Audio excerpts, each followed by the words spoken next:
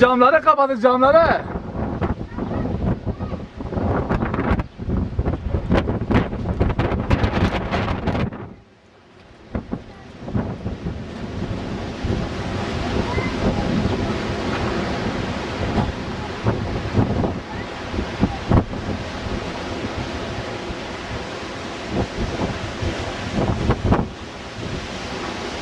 Çocuklar içeri gidin.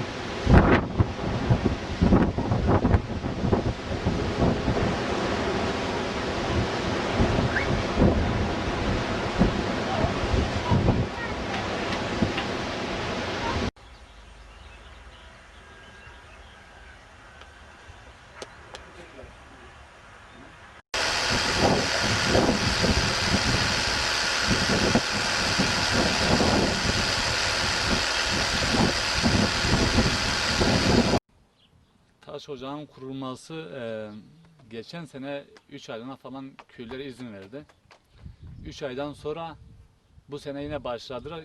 Köyün valinin devreye girmesiyle Sayın Bakanımızın devreye girmesi 3 aydan sonra ocak kalkacak. Ocak bu sene yine başladılar ama benim çocuğum normal bir balkonuna çıkıp da çocuğumun raporuyla çocuğu güneşlendirmem lazımken balkonda oturamıyorum.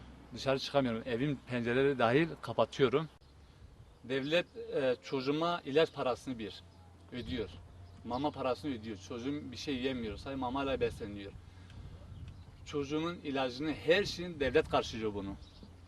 Ama bu toz dumandan dolayı ben bunları hepsini sanki hiç olmamış bana. Boşa gidiyor. Bu ocak sulanması lazım. Sulanmadan olmaması lazım. Sayın Valimiz dedi, şartlara göre uyması lazım. Bakıyorum zenginler hiç kulak asmıyor.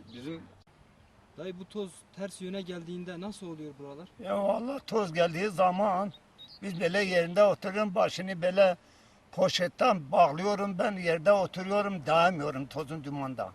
Ben oturup içiyorum, duman çıkıyor, yine ben dayanamıyorum. Mesela bizim bahçe oradadır, bahçe gelen gidiyor, toz gidiyor, meyvesi, yarın biz bu meyveyi nasıl yer? Olmuyor.